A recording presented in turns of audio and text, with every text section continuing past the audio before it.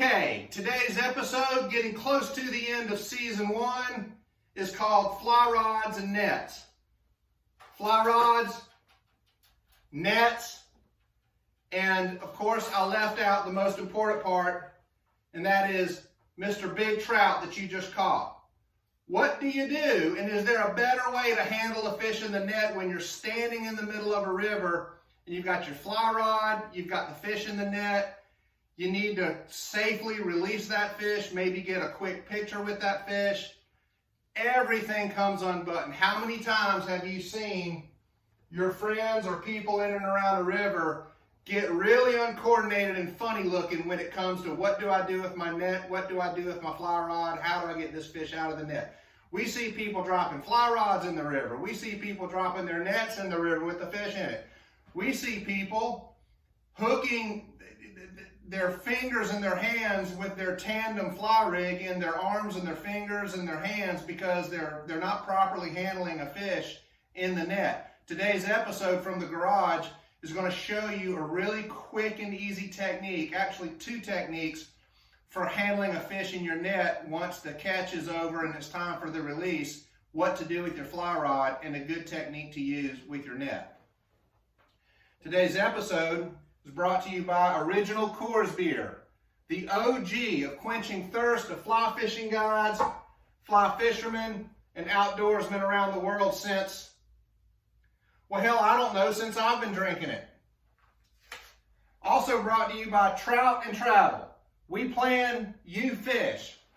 Professionally hosted destination fly fishing trips for over 20-something years to the Bahamas, to Belize, Montana, Idaho, Wyoming, Ohio, Pennsylvania, New York, Arkansas, and everywhere here in the Carolinas and Eastern Tennessee.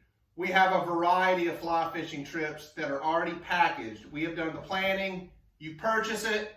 One of our fly fishing guides goes with you and hosts your trip. We make sure it's everything that you need for it to be. We plan, you fish. Follow us on Instagram at trout_and_travel. At the end of this episode, I'm also going to show you some really good photography techniques about what to do when you have a fish out of the net and your friend wants to take your picture with the fish. You wouldn't believe some of the things that you guys do with your hands and your arms when you're taking pictures with fish.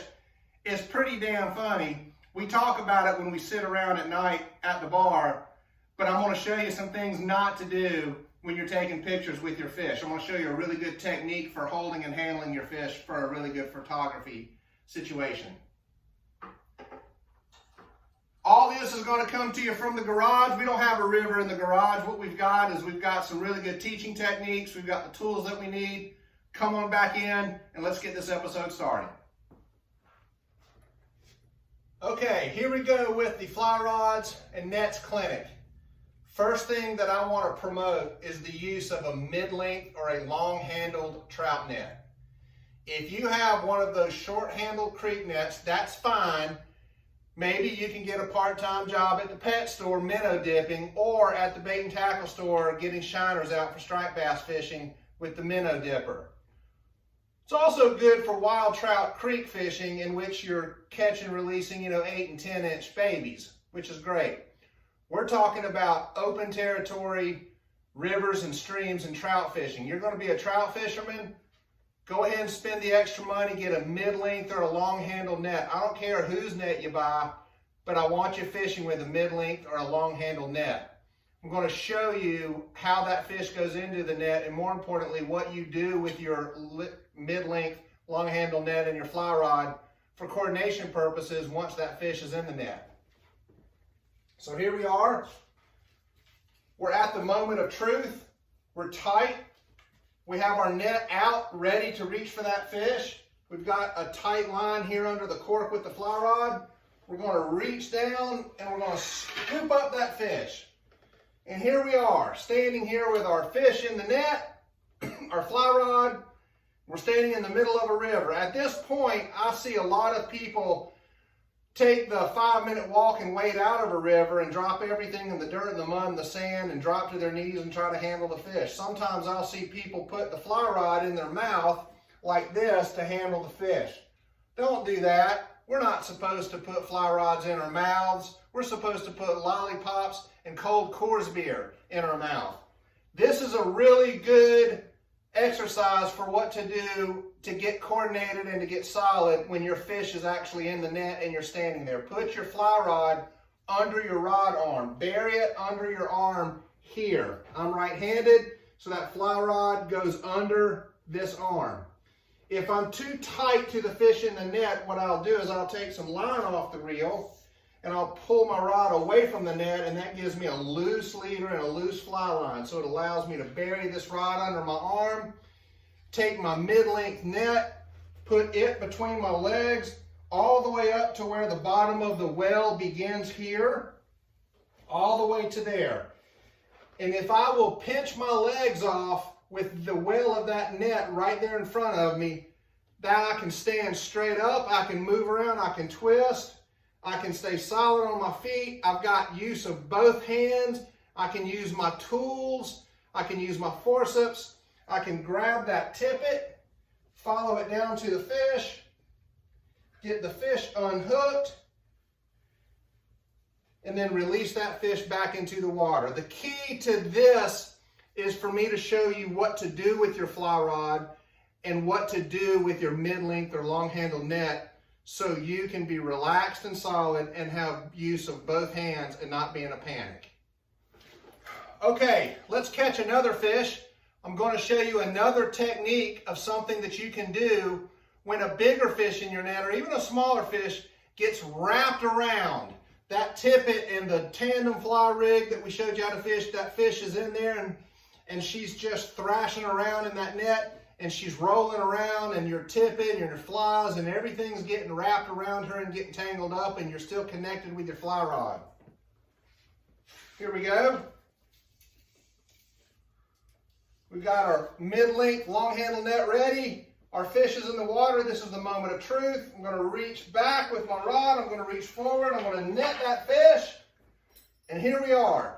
But that fish is just all over the place in this net, just thrashing around, and the leader and the tippet and everything is getting messy in there.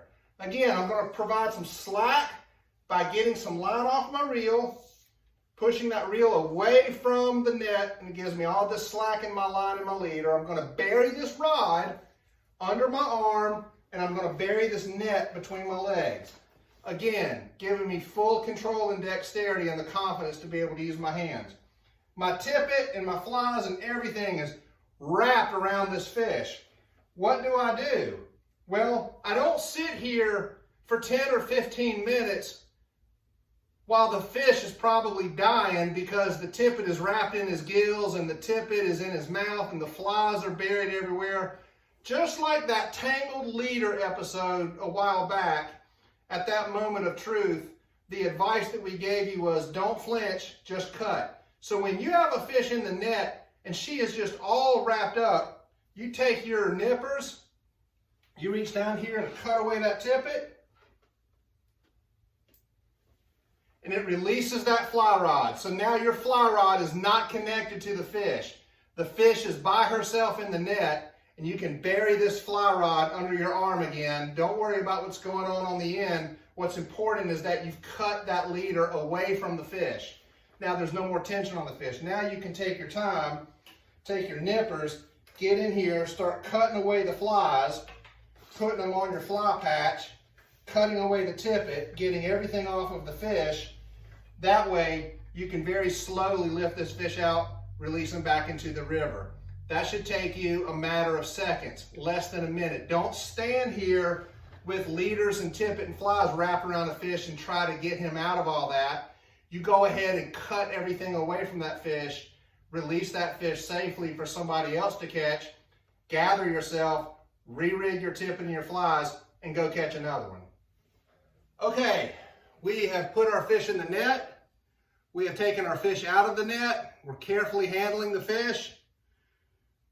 We have a good picture that we're getting ready to take, but I'm going to show you the things not to do when you're holding a fish for a picture. And I am also one of many hundreds of fly fishing guides, thousands, that advocate quick pictures, quick releases back into the river, handle the fish with care, wet your hands first before you handle the fish. Here's some of the things that we see that absolutely wake us up in the middle of the night, usually dying laughing. If we're not on the river, dying laughing of this to begin with. Or, like I said earlier, we're talking about you at the bar because you're doing this with your pictures. The two-fingered sloth picture. The I'm climbing the ladder picture.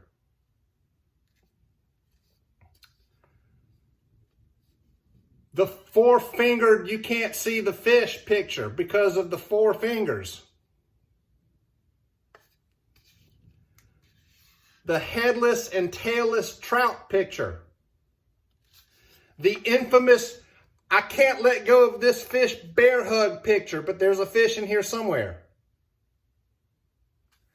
The I'm going to choke this fish to death because I'm mad at it because it mangled up all my flies, so I'm just going to choke this fish to death picture. Okay, pretty funny stuff. Let me show you a couple of techniques for handling a fish for a really good fish picture.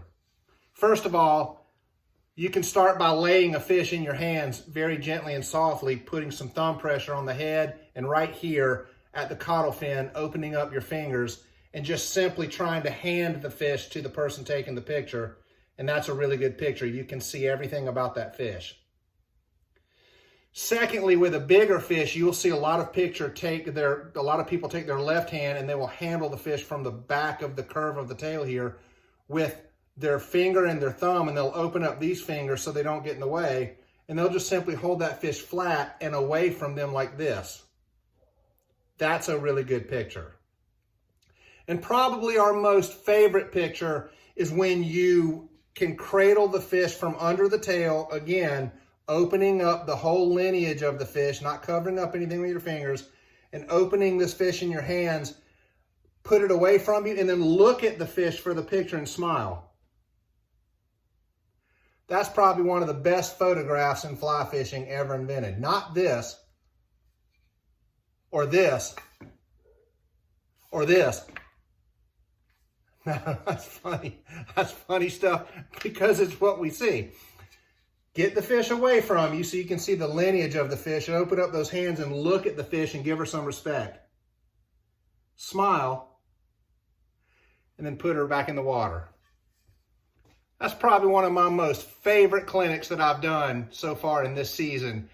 And I hope it really helps you be more aware of how you're handling a fish and how not to handle a fish for a picture. Take the picture very quickly and be efficient. Oh, this is a big one. Oh yeah, this is a really big one. Look at that one. Look at that big rainbow trout right there. Big fish. I didn't show you this fish like this, and I didn't show you this fish like this, or like this. No. I showed you how to take a picture by leveling out a fish, dropping it off to the side, looking down at it, having fun with it for a few seconds, then releasing him back into the water. I hope you had fun with this episode. I know that I did. I'll tell you that if you have a short-handled net, like a small little creek net, that's fine. You know, use those for small fish in little creeks. But everybody figure out a way to spend a little bit more money, go buy a mid-length net or a long-handle net, carry it in the small of your back, behind your pack, or you can hang it off of your pack like so. But the concept is you want to be able to reach out there, pick up that fish, take this handle, bury it between your legs, so then that net is flat up and down, and you've got the dexterity of your hands like I showed you with your fly rod, your net, and your fish. That should be your goal, to have your net not get in the way or be a nuisance, but actually be a tool that helps you. I hope you enjoyed today's episode. I know I had fun teaching it. Pretty fun stuff to laugh at, some real stuff that you see and hear on the river with how you take pictures with fish, how you net a fish and release a fish. some really cool tips and techniques.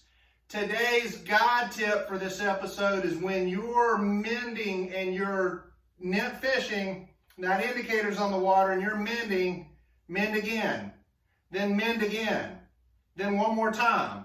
And then, oh yeah, we want you to mend again. You can't mend enough. Keep stacking that line. Gift wrap those flies to those feeding fish slightly off your downriver shoulder. Mend and mend again. That's today's guide tip. Make sure you fish with the Fly Fishing Guide one time this year. And as always, when you're practicing these techniques that we're showing you from the garage, be on your feet. Don't sit down. Don't rig sitting down. Go ahead and get your fake fish, your net, and your fly rod out. Put it in the yard. Work on these techniques of putting the fish in the net, cutting away your tippet, re-rigging your flies. Do that over and over and over again. Next time you're on the water, you're going to be a better catch and release fly fisherman, I promise. We'll see you for the next episode. Thanks for coming.